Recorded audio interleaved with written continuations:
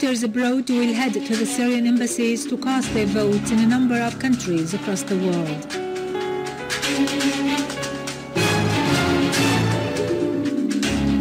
The Foreign Ministry affirms that the terrorist groups have been foiling the work of the fact-finding mission on the allegations of the use of chlorine gas.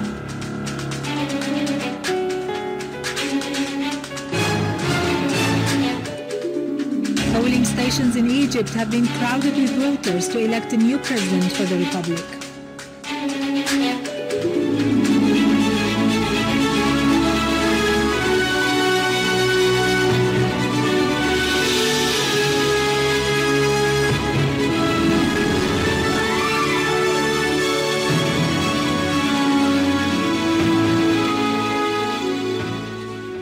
Good afternoon, ladies and gentlemen, and welcome to our news for today.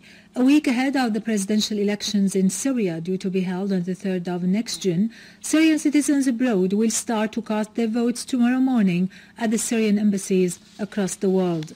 The necessary measures have been taken there for the election process. Tomorrow will be a historical day for the Syrians in foreign countries who are keen to choose their candidate who will be able to protect Syria, confront terrorism and start the steps of reconstruction. It will be a momentous national occasion to express adherence to the homeland and allegiance to the Syrian state, as the citizens of the Syrian community across the world are unanimous in standing in one trench with the Syrian Arab army and people inside Syria in the face of the most dangerous Zionist American and West Arab assault that targets the Syrian independent decision-making and sovereignty, as well as its axis of resistance. The Foreign and Expatriates Ministry has stressed that based on the cooperation of the Syrian Arab Republic with the Organization for the Prohibition of Chemical Weapons and out of commitment to their approval to receive the fact-finding mission on the allegation of the use of chlorine gas, the Syrian authorities have secured the protection of the mission's members in the areas under the Syrian Armed Forces control. The ministry added that on the 27th of May 2014, the missions team was informed of the approval of a ceasefire in Kfar in the northern countryside of Hama from 8 a.m. until 6 p.m. to facilitate the work of the mission, consisting of 4 SUV cars that belong to the UN. Upon the arrival of some members of the missions team at Tripoli Imam village, the team was informed of the impossibility of securing their protection anywhere further. However, they decided at their own risk to continue their way towards Kfar without being accompanied by the Syrian security force. 2 kilometers away from Tripoli Imam village, one of the mission's cars was detonated with an explosive device which caused those inside to move to another car in order to return to Tripoli Imam village.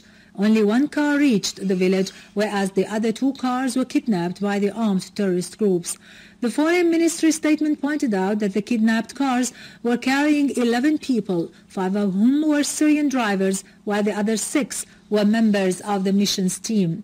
The ministry concluded that as Syria presents such facts to the OPCW Director General, it affirms once more that it is the armed terrorist groups that have been working and aborting the efforts of the mission and have been committing terrorist crimes against the UN and the OPCW workers, as they have done with other UN humanitarian aid convoys. The authorities in Palmyra, in Hom's suburbs, ambushed and eliminated a terrorist who was trying to plant an explosive device last night at Wadi Ahmar Bridge, east of the city. The authorities confiscated the terrorist's vehicle and defused the device.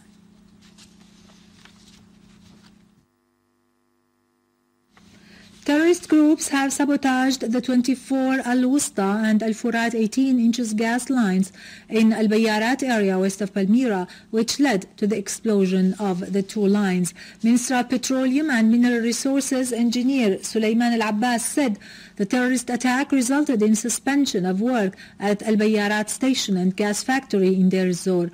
He added that the ministry's maintenance teams isolated the damaged area for repair works in a bid to put gas lines under investment as soon as possible.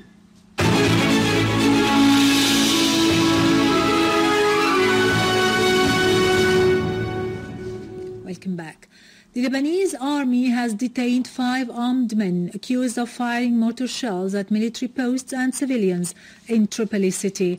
A Lebanese army command source said that a number of hideouts where some of the wanted took shelter were raided and those inside were arrested after they had thrown grenades at military posts. Egyptian voters resumed casting their ballots in the second and final day of voting to choose a new president of the country. Since the early morning, voters flocked to the polls as the race heated between the two candidates, Abdel Fattah al-Sisi and Hamdeen Sabbahi. Meanwhile, heavy security measures continue to further attempts by the banned Muslim Brotherhood to disrupt the election process. Egyptian police and army forces succeeded in securing the first day of the presidential elections. Finally, in Ukraine, 4 people were killed and 1 was injured as a result of the continuous artillery shelling by the Ukrainian forces of the city of Slavyansk, east of the country. The shelling also inflicted heavy material damage on the properties of the citizens who denounced Kiev's repressive practices against the people in the eastern regions of Ukraine. Meanwhile, the commander of the Public Defense Forces in the People's Republic of Donetsk said that an attack by the Ukrainian army killed 35 people from the Public Defense Forces.